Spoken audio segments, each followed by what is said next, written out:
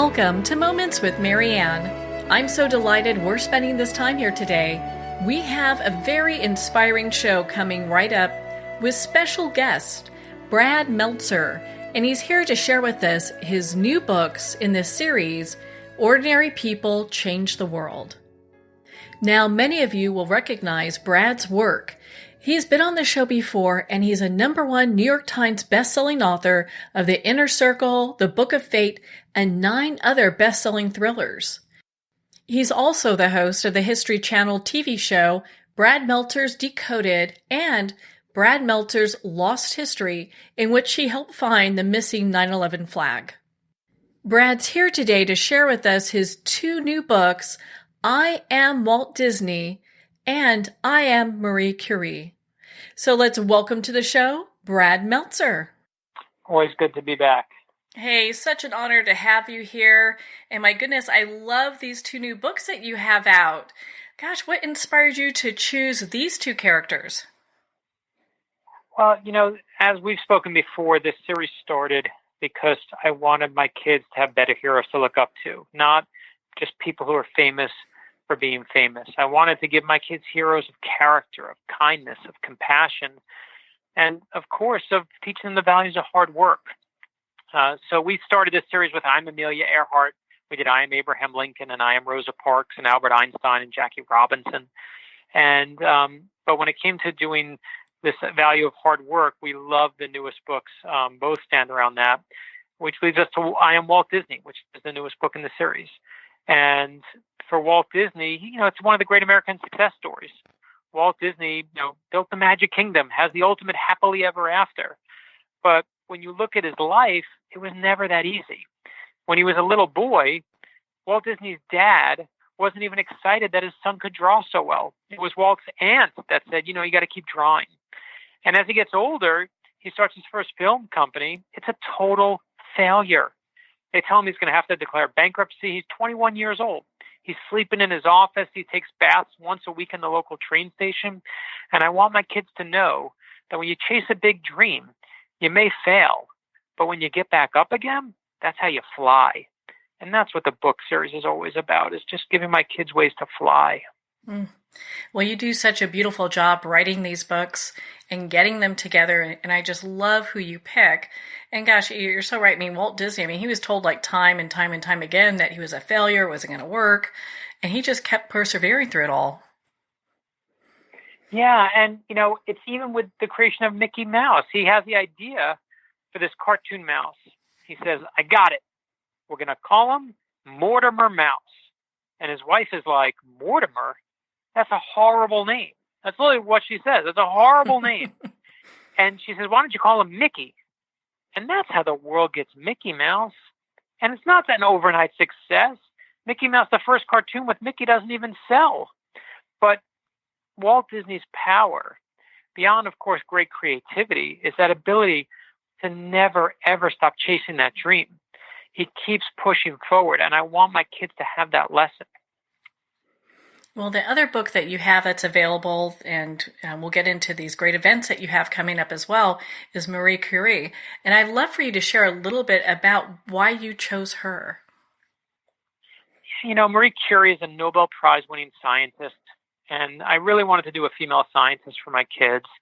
But what I love about her story, as I started digging into her, is when she was a little girl, the Russian government wouldn't teach science to girls.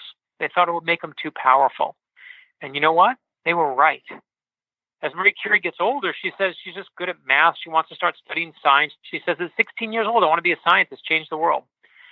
But again, they won't teach her. When she gets to college, there are no colleges that will teach science to girls. She finds a place called the Flying University. It doesn't really fly, of course, but what it does do is it secretly teaches science to women. And it's there that Marie Curie learns about the elements and about the periodic table. But what I love about her story is that her entire life, people keep denying things to her because she's a woman, and she never lets it stop her. And I want my daughter to have that lesson. I want my sons to have that lesson, that again, whatever that dream is, chase it, chase it, chase it. That is so empowering. And for your kids to learn this and many children to learn this at such a young age. I mean, gosh, that's really going to help them.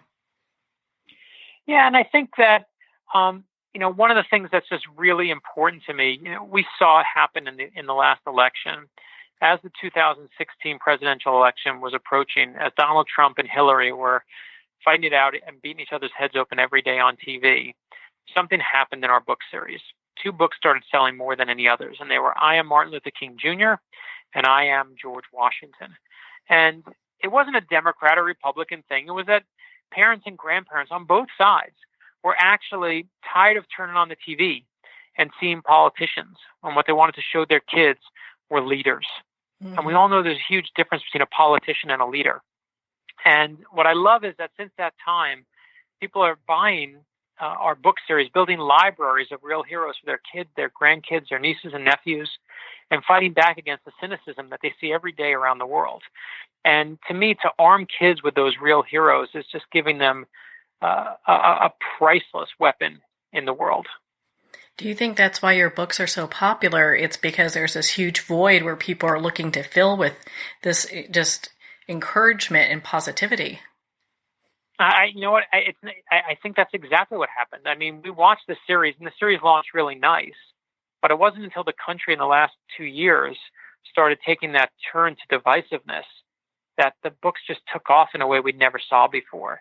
And I think if you look at any moment in history, when there's a great panic, when there's great worries, and there's always heroes that step forward. And you don't get the hero you want, you get the hero you need. And I think it's no surprise that we're seeing this resurgence in those kinds of heroes. There's no surprise to me that the two big biographies and films that were released last year were Neil Armstrong and Mr. Rogers. Mm-hmm. In our society today, it's really easy to be famous. You can have instant fame with social media, but it doesn't mean you're famous for the right reasons. And I think that people are right now tired of turning on social media and seeing the way we favor those who are the loudest. That's what we do on social media, right? You favor those who are great at calling attention to themselves, write in all caps, speak with multiple exclamation points. And I'm tired of those people. It's like when we did I Am Neil Armstrong. Neil Armstrong never used the word I, he used the word we. We did this. We accomplished it. He didn't just mean his fellow astronauts. He meant the scientists, the mathematicians. He meant the people who sew his spacesuit together and the tailors who did that. Remember when humility was a great American value? We've lost that, and we need to get it back again for our kids and our grandkids. And I love that people use the Ordinary People Change the World series, the I Am series, to kind of fight that battle for their kids and grandkids. Thank goodness we have that series available for people. There's a resource out there that they can use. I'm sure schools are using this too. Yeah, our best resource for sure has been the amazing teachers and librarians out there who have realized that our books can help their kids teach lessons of character.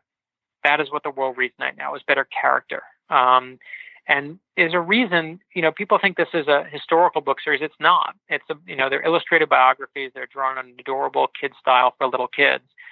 But on the back of I Am Amelia Earhart is the value that we're teaching. It says, I know no bounds. On the back of I Am Abraham Lincoln, it says, I will speak my mind and speak for others. On the back of I Am Walt Disney, it says, I know that the person who makes dreams come true is you. And the back of I Am Marie Curie, it says, I know the power of discovery. These are, again, those lessons are at the core of this. And I think I just really appreciate anyone out there who's used our books to build that library, because those lessons are hard to come by these days. It really is. And gosh, we can use more of your work and your books to help empower the next generation. Is that what you kind of find that people are really gravitating towards this series for? It's because they're just looking for that inspiration? Yeah, listen, I think we're all looking for inspiration. We said about the Walt Disney, I Am Walt Disney book, it says we all can use some magic in our lives. And when Walt Disney, I have this tradition in my house. I live in Florida. And once a year, on the way to school, in carpool, instead of driving to the school, I drive past the school and I drive straight to Disney World. And I do it to show my kids that every day you can have magic in your life.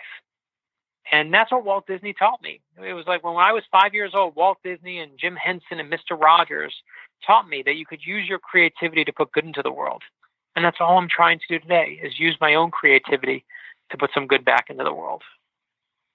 How long did it take for you to do the research for these two books? Because I know you're big into research.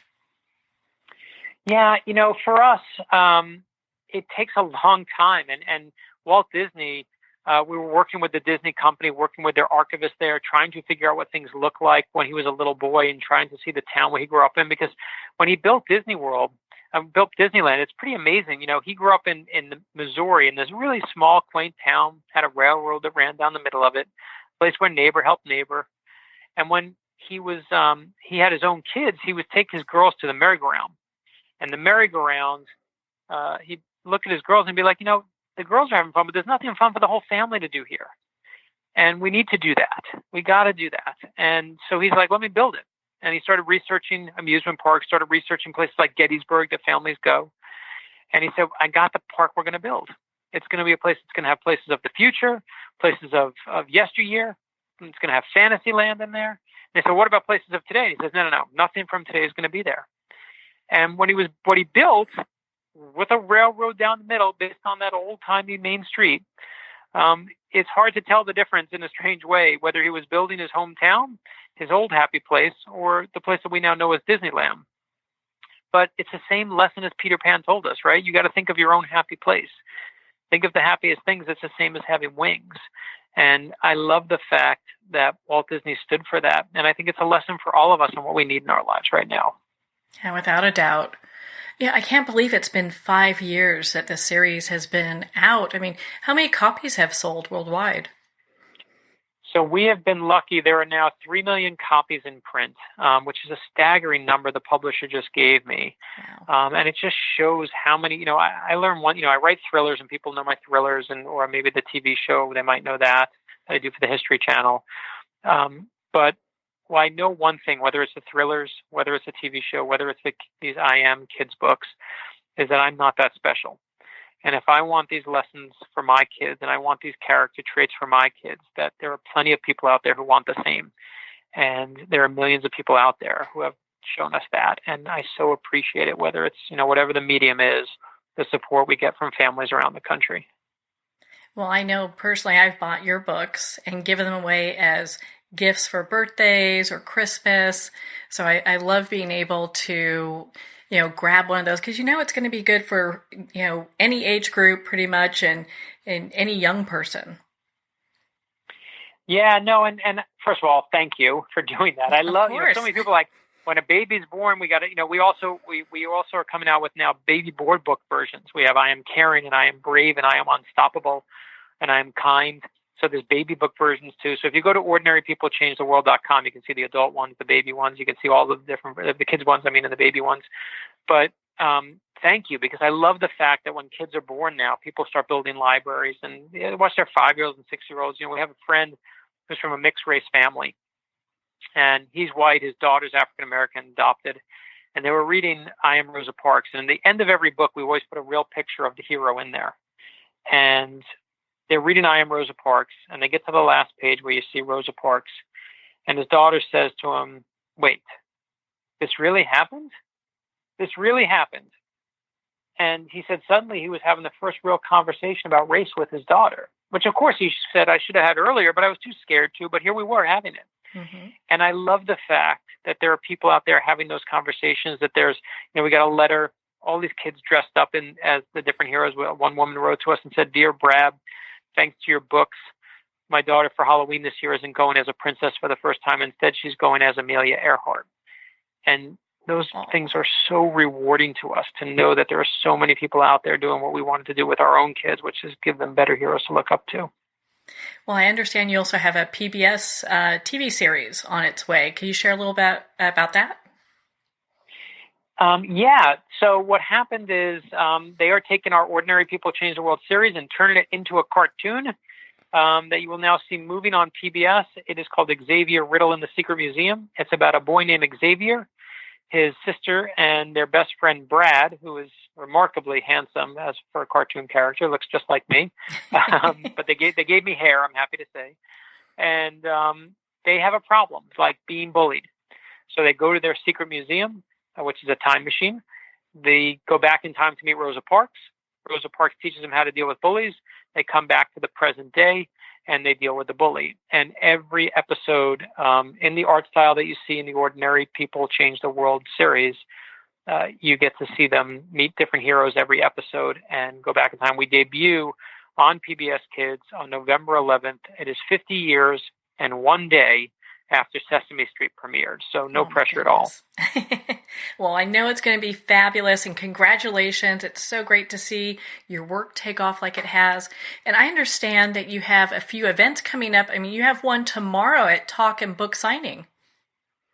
Yeah, so tomorrow night I'm really excited. I'm finally coming back to be in the Boston area, and we're going to be, I want to make sure, if you're going to help me pronounce it so I don't mess it up pronouncing-wise.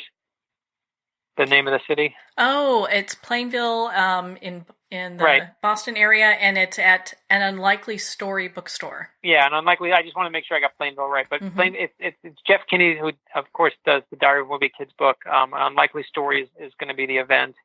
And we'll be signing the thrillers. We'll be signing the kids' books. We'll be signing the nonfiction books we do. We will sign babies' foreheads if you want us to sign them. But we're really, all kidding aside, just excited to be back there. I haven't been to Plainville since the last time. It was years ago. And we will be, anyone who comes to an Unlikely Story, it starts at 6 p.m. And on South Street there. And we will be doing presents for anyone who wants them and signing books for kids. So bring your kids out or just bring yourself. And excited to be in Plainville in Massachusetts tomorrow. I understand that's free and open to the public, so anyone can attend, and they can find out. You actually have a few other events coming up on your website as well. Yeah, if you go to brad-meltzer.com, it's like seltzer that you drink, but with an M like Mary. Go to brad-meltzer.com, and you can see all the events, the different starting times, and all the different books we have. Very excited to kind of be on this tour and to be able to, again, where the universe is right now, to be able to put some positivity back into it. Well, I'm so grateful we have people like you in the world that are making these changes and helping people. My goodness, Brad, you're such an inspiration. Thank you so much for taking the time to be on the show with us here today. Thanks so much, Marianne. Always good to hear your voice. Again, if you'd like to connect with Brad, you can at his website, brad-meltzer.com. There it shows both his adult books and his children book series. Also listed on his website under Connect, you'll see his appearances, including tomorrow night's appearance at An Unlikely Story, which starts at 6 p.m. Also included there are his other appearances through this week. I highly suggest that you check out all the books in the Ordinary People Change the World series. They're great as gifts, and personally, I give them out to my friends. Well, we're at the end of our time today. I would like to thank everyone for tuning in. You're listening to Moments with Marianne. And remember, make every moment count.